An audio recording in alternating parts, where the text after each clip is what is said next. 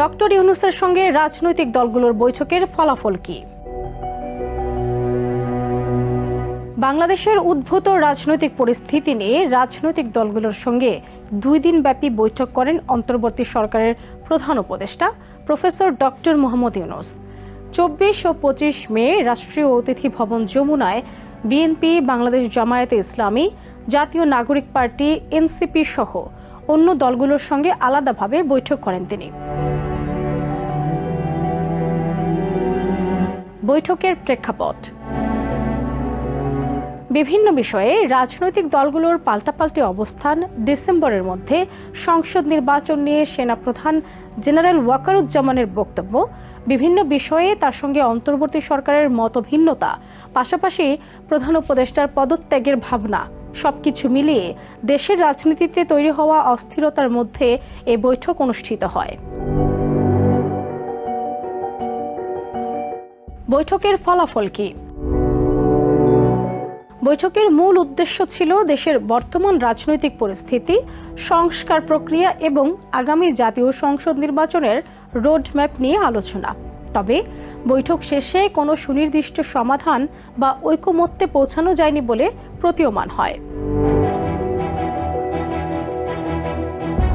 বিএনপির দাবি ও প্রধান উপদেষ্টার প্রতিক্রিয়া।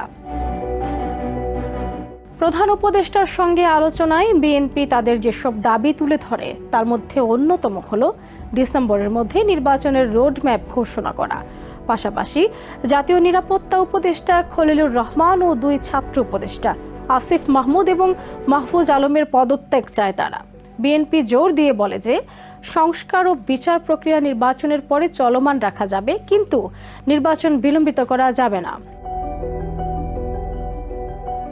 প্রধান উপদেষ্টার প্রতিক্রিয়া। প্রধান উপদেষ্টা ডক্টর ইউনূস 2026 সালের জুনের মধ্যে নির্বাচন অনুষ্ঠানের পূর্ব ঘোষণা পুনর্ব্যক্ত করেন। উপদেষ্টা পুনর্গঠন বা পদত্যাগের বিষয়ে কোনো স্পষ্ট মন্তব্য করেননি তিনি। রোডম্যাপের আশ্বাস না মেলায় অসন্তুষ্ট বিএনপি। কাজেই ডক্টর ইউনূসের সঙ্গে বিএনপির এই বৈঠক ফলপ্রসূ হয়নি বলা যায়। এনসিপির প্রস্তাব। অন্যদিকে জুলাই অভ্যুত্থানের নেতৃত্ব দেয়া ছাত্রদের গঠিত নতুন রাজনৈতিক দল বাংলাদেশ নাগরিক পার্টি এনসিপির প্রধান দাবিগুলো হলো শেখ হাসিনার আমলের সব নির্বাচন বাতিল করে পুনরায় নির্বাচন আয়োজন, জাতীয় নির্বাচনের আগেই স্থানীয় সরকার নির্বাচন দ্রুত অনুষ্ঠানের আহ্বান, জুলাই গণহত্যার বিচার ও জুলাই সনদ বাস্তবায়নের দাবি। প্রতিক্রিয়া। প্রধান উপদেষ্টা জুলাই ঘোষণাপত্র বাস্তবায়নের আশ্বাস দেন, তবে পূর্ববর্তী নির্বাচন বাতিলের দাবির বিষয়ে কোনো মন্তব্য করেননি তিনি। প্রধান উপদেষ্টার চূড়ান্ত অবস্থান। প্রধান উপদেষ্টার প্রেস সচিব শফিকুল আলম বৈঠক পরবর্তী সংবাদ সম্মেলনে জানান, 2026 সালের 30 জুনের মধ্যে জাতীয় নির্বাচন অনুষ্ঠিত হবে। এটি একটি কাট অফ ডেট।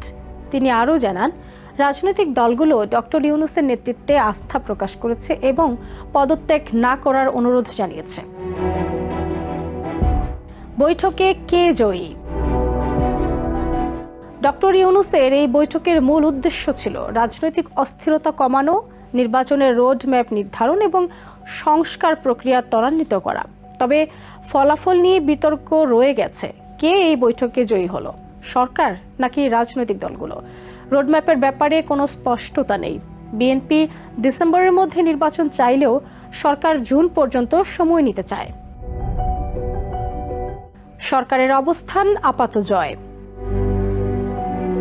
প্রধান উপদেষ্টার পদত্যাগের ভাবনা নিয়ে তৈরি হওয়া সংকট আপাতত কেটেছে।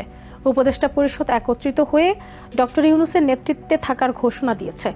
সরকার জুন 2026কে কাট অফ ডেট হিসেবে ঘোষণা করে বলেছে, এর বাইরে নির্বাচন যাবে না। এটি সরকারের জন্য একটি কৌশলগত সাফল্য, কারণ তারা সময় বাড়ানোর সুযোগ পেয়েছে। বিএনপির আংশিক সাফল্য ও ব্যর্থতা। বিএনপি ডিসেম্বর 2025-এর মধ্যে নির্বাচন ও 3 উপদেষ্টার পদত্যাগ চেয়েছিল, কিন্তু কোনোটি পায়নি। দাবি আদায়ে এখন পর্যন্ত ব্যর্থ হয়েছে দলটি। তবে বিএনপি সরকারের অনমনীয়তা জনগণের সামনে তুলে ধরতে পারবে, যা ভবিষ্যৎ আন্দোলনের জন্য কাজে লাগতে পারে। জামায়াত ও এনসিপির সীমিত অর্জন। জামায়াতের সংস্কারের দাবি। তারা সংস্কার ও বিচার প্রক্রিয়া দৃশ্যমান করার আহ্বান জানালেও কোনো সময়সীমা পায়নি। তবে তাদের প্রস্তাবনা সরকারের এজেন্ডায় যুক্ত হয়েছে। এনসিপির শেখ হাসিনার আমলের নির্বাচন বাতিলের দাবি সরকার আমলে নেয়নি, তবে জুলাই গণহত্যার বিচার ও স্থানীয় নির্বাচনের প্রস্তাব গুরুত্ব পেয়েছে। উপসংহার: রাজনৈতিক দলগুলোর সঙ্গে ডক্টর ইউনূসের বৈঠকের সার্বিক দিক বিশ্লেষণ করে বলা যায়, অন্তর্বর্তী সরকার সাময়িকভাবে জিতেছে। এর অন্যতম কারণ ডক্টর ইউনূসের পদত্যাগ গুঞ্জন নিয়ে সৃষ্ট সংকট কাটানো, নির্বাচনের সময়সীমা নিজেদের মতো ঠিক রাখা এবং দলগুলোর সমর্থন আদায় করে সরকারের বৈধতা ও গ্রহণযোগ্যতা ধরে রাখা। নিউ ইয়র্ক থেকে সম্প্রচারিত TVN 24 টেলিভিশন বিশ্বজুড়ে বাঙালির কণ্ঠস্বর।